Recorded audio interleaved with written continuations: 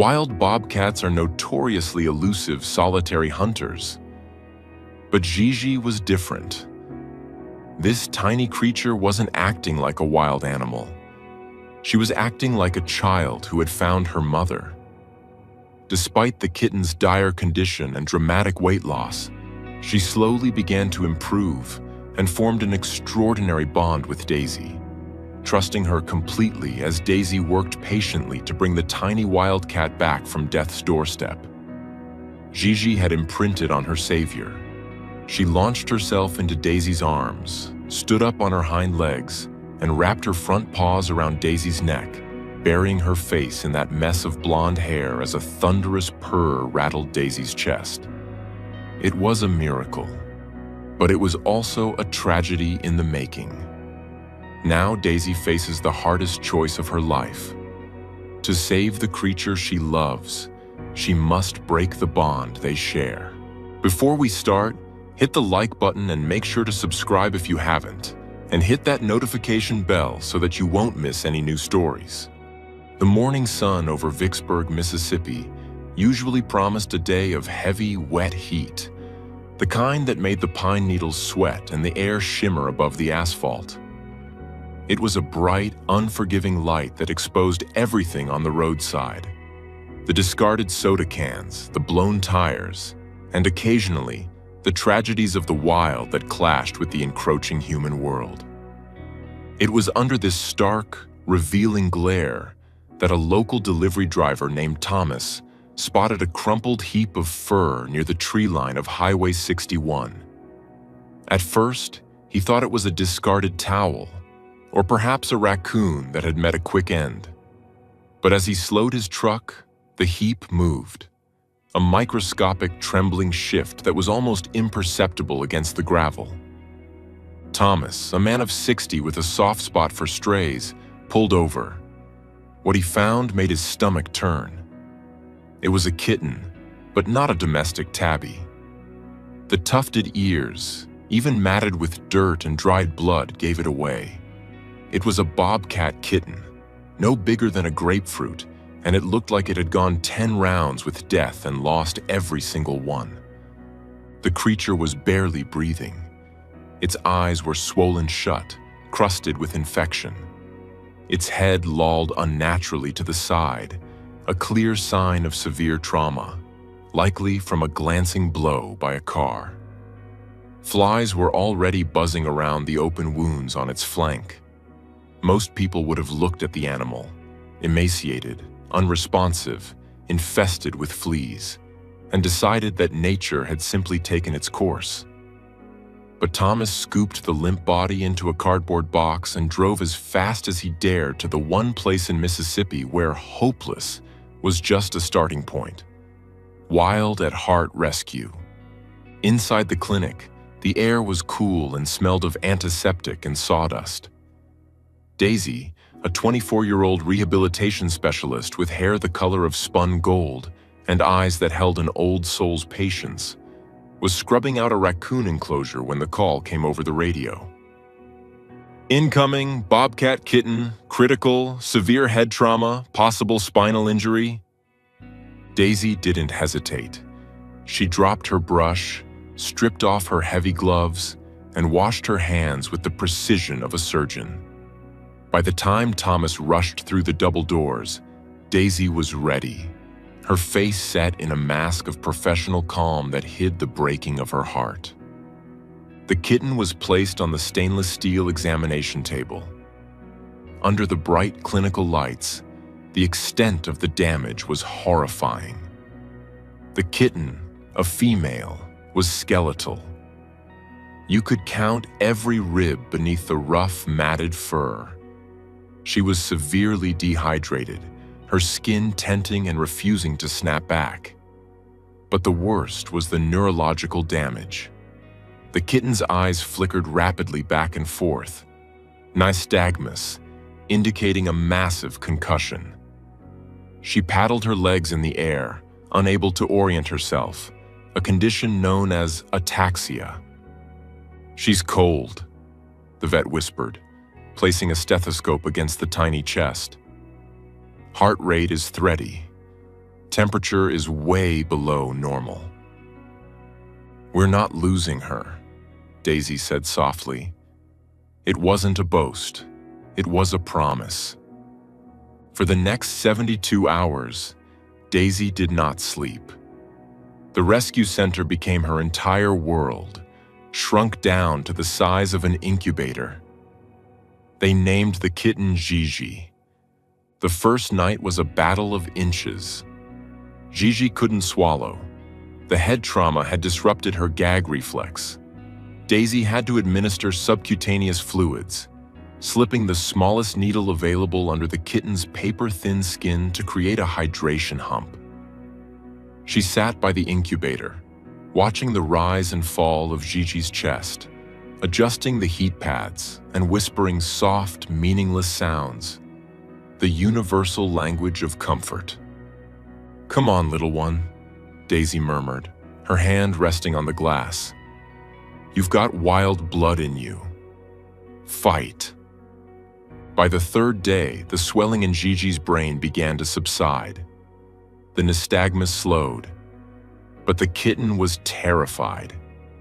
Every time a door slammed or a voice rose, Gigi would hiss, a tiny spitting sound that was more pathetic than threatening.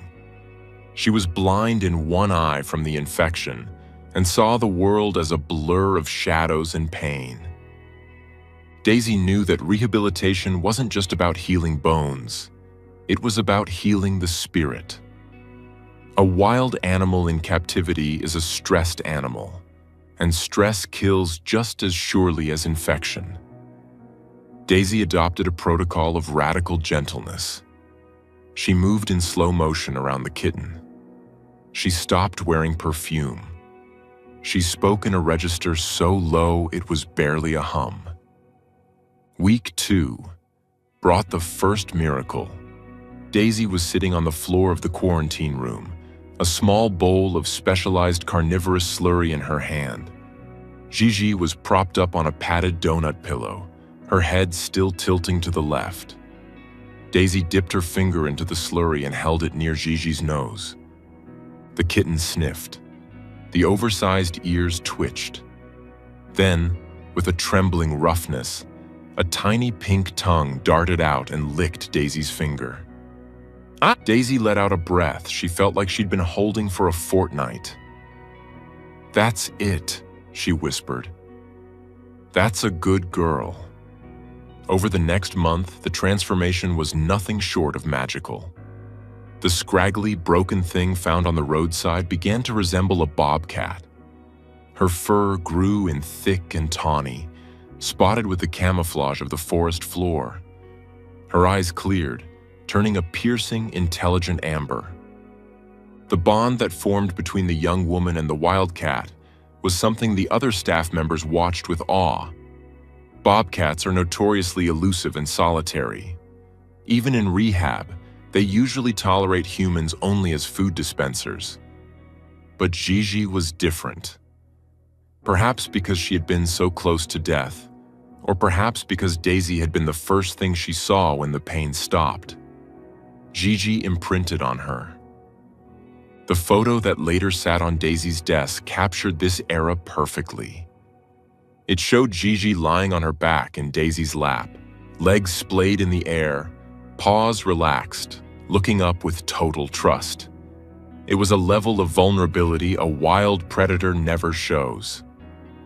"She thinks you're her mother," the senior vet, Dr. Evans, warned one afternoon, watching Gigi chuff affectionately as Daisy entered the enclosure. "You know what that means. The release is going to be brutal on her. And on you." "I know," Daisy said, her voice tight. "But if she doesn't trust me, she doesn't eat. If she doesn't eat, she dies. I'll break her heart later if it means saving her life now." But life, as it often does, threw a wrench in the plans. Daisy received news that her grandmother in Tennessee had fallen ill. She had to leave for a week. She prepped the other volunteers extensively. She likes the food warmed to exactly 100 degrees, Don't make eye contact at first. Let her come to you." Daisy left with a heavy heart, driving north out of Mississippi. The decline was immediate. The first evening Daisy was gone, Gigi refused to come out of her hide box. The volunteer, a kind young man named Sarah, sat for an hour with the food bowl, but the bobcat just stared from the darkness, letting out low, mournful cries. By day 3, Gigi had stopped eating entirely. She began pacing the enclosure, the dreaded zoo pace that indicates high stress. She would walk 3 steps, turn, walk 3 steps, turn, endlessly. She was losing weight again. Her coat lost its sheen. The spark in her amber eyes was dimming. Dr. Evans called Daisy on the 4th day. "You need to come back, she's giving up. It's like she's decided that if you're gone, the safety is gone." Daisy drove through the night, tears blurring the highway lights. She arrived at the rescue at 4 a.m. The facility was silent, save for the hoot of a great horned owl in the recovery flight. Daisy unlocked the clinic door and went straight to Gigi's enclosure. She didn't turn on the harsh overhead lights.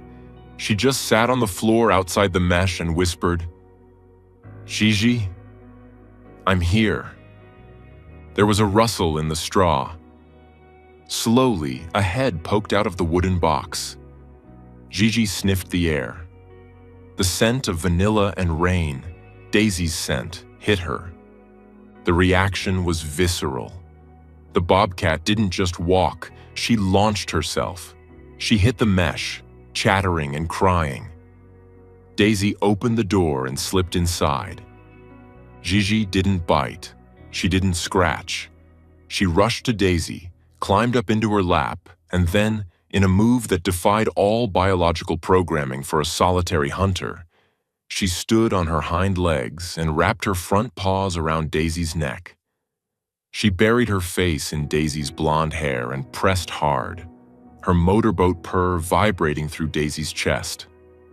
It was a hug, a clumsy, desperate, human-like hug. Daisy wrapped her arms around the cat, burying her face in the soft fur. She felt the wetness of the cat's nose against her neck. The staff members who had gathered by the door, drawn by the commotion, stood in stunned silence. There wasn't a dry eye in the hallway. "I'm sorry," Daisy whispered into the fur. "I'm so sorry. I'm back. I'm not leaving you." Later that night, sitting in the break room with a mug of stale coffee, Daisy explained why the moment had hit her so hard. "When I was 6, she told Dr. Evans, "my dad used to work the night shift at the paper mill. We lived way out in the sticks, bordered by the national forest. One winter, a bobcat started coming to the edge of the property. It was skinny, mangy looking. Dad started leaving scraps of raw chicken on a stump near the woodshed." Daisy traced the rim of her mug, her eyes distant. He never tried to tame it. He never tried to touch it. He just watched over it. He called him Old Man. He used to tell me, "Daisy, that cat is a ghost. If he lets you see him, it's a gift. You respect the gift." Dad died when I was 10. Heart attack. The night after the funeral, I was sitting on the back porch, crying, and that old bobcat walked right up to the steps. He sat there for an hour just watching me. He never came back after that. I always felt like he was checking on me one last time for Dad.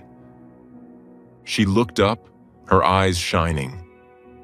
When Gigi hugged me tonight, it felt like that same weight, that same connection, like the wild was reaching back. The months passed, and the Mississippi summer gave way to a crisp golden autumn. Gigi was no longer a kitten. She was a sub-adult, sleek and powerful. Her muscles rippled under a coat that was the color of dried leaves and shadows. She could leap 6 feet into the air to snag a feathered toy. She could shred a cardboard box in seconds. She was ready. The rehab process had to shift. Daisy knew the hardest part was beginning. She had to break the bond she had worked so hard to build. It was the tough love phase of rehabilitation. Daisy stopped going into the enclosure for cuddles. She started sliding food through a chute to minimize association with humans. She wore a ghillie suit sometimes so Gigi wouldn't recognize her silhouette. It was confusing for the cat. Gigi would come to the mesh, chuffing, looking for her friend. Daisy would have to turn her back and walk away, her heart fracturing with every step. "It's for her," Daisy repeated to herself like a mantra. "If she loves me, she might walk up to a hunter. She has to be wild." They moved Gigi to the large pre-release enclosure, acres of fenced forest where she could hunt live prey. They introduced live mice, then quail, then rabbits. Gigi's instincts, dormant but deep, woke up. The first time she took down a rabbit, clean and quick, Daisy watched on the CCTV monitor and wept with a mix of pride and grief. The little girl who needed a donut pillow was gone. The predator had arrived. October came, painting the woods in shades of russet and fire. The release date was set. They chose a remote location deep in the Delta National Forest, miles from the nearest road or farm. It was a place of ancient cypress trees and dark, slow-moving water, a perfect kingdom for a queen. The morning of the release was cool and misty. The transport crate was heavy. Daisy and Thomas, the man who had found Gigi all those months ago, loaded it into the truck. The drive was silent. The radio was off. The gravity of the moment filled the cab. When they arrived at the site, the sun was just breaking through the canopy, casting long, cathedral-like beams of light onto the forest floor. The air smelled of damp earth and decaying leaves, the perfume of life and death. Daisy carried the crate to a clearing near a dense thicket of blackberry bushes. She set it down gently. "Okay, Gigi," she whispered, her hand resting on the plastic latch. "This is it. This is your life now. Be smart. Be fast. Stay away from people." She took a deep breath, unlatched the door, and stepped back. For a long moment, nothing happened. The forest was silent, holding its breath. Then a paw emerged, tentative, testing the ground. Gigi slunk out of the crate, her belly low to the ground. She looked enormous in the wild setting, her ear tufts twitching as she took in the smells of 1,000 unseen creatures. She took a few steps toward the tree line, the dried leaves crunching softly under her paws. Daisy stood perfectly still, tears streaming down her face, biting her lip to keep from sobbing aloud. She wanted to memorize every spot on the cat's back, the way the light caught her whiskers. Gigi reached the edge of the brush. Freedom was one leap away. But then, she stopped. The great cat paused. She didn't bolt. She didn't vanish. Instead, she turned around. Gigi looked back at the 2 humans standing by the truck. Her amber eyes locked onto Daisy's. She stood there for a full 10 seconds. An eternity in the wild. She didn't chuff. She didn't approach. She just looked. It wasn't the look of a pet. It was the look of an equal. Acknowledgement. Daisy felt a shiver run down her spine. In that gaze, she saw the kitten on the examination table, the desperate hug in the middle of the night, and the ghost of the bobcat her father had loved. Gigi blinked once, a slow, deliberate movement. It was a goodbye. It was a thank you. Then, with a fluid grace that seemed to defy gravity, she turned and melted into the undergrowth. 1 second she was there, a creature of substance and weight. The next, she was just a shadow among shadows, a part of the forest's secret history. Daisy stood there for a long time, staring at the empty space where the cat had been. The sun was fully up now, warming the back of her neck, turning the woods into a palace of gold. "She's gone," Thomas said softly, wiping his eyes with the back of his hand. "No," Daisy said, a smile breaking through her tears as she looked up at the canopy where the birds were singing. "She's home." Epilogue. Months later, a game camera set up by a forestry service deep in the delta captured a grainy image. It showed a healthy female bobcat sitting on a fallen log, looking out over the water. She was thick-coated, strong, and unmistakably wild. But what made Daisy pause when the ranger emailed her the photo wasn't the cat's size. It was the way she was sitting, relaxed, confident, queen of all she surveyed. Daisy printed the photo and pinned it to the bulletin board at Wild at Heart, right next to the picture of the tiny broken kitten in the denim lap. Sometimes, when the nights are long and the intake room is full of suffering creatures, Daisy looks at those two photos. They remind her that miracles are messy, hard work. They remind her that love isn't about possession. It's about liberation. And sometimes, when the wind blows through the Mississippi pines just right, she can still feel the weight of those paws around her neck. A phantom hug from the wild, a promise kept, a circle unbroken. The story of Gigi wasn't just about a girl saving a cat. It was about a cat saving a girl, reminding her that even when things are broken, even when they are lost in the dark, they can still be found, healed, and set free to run under the golden sun. Daisy touched the photo one last time, turned off the office lights, and walked back into the clinic. There was a baby owl that needed feeding. The work continued. The love remained. And somewhere in the deep woods, a bobcat walked silently through the night, carrying the memory of a blonde girl in her heart, wild and free, forever.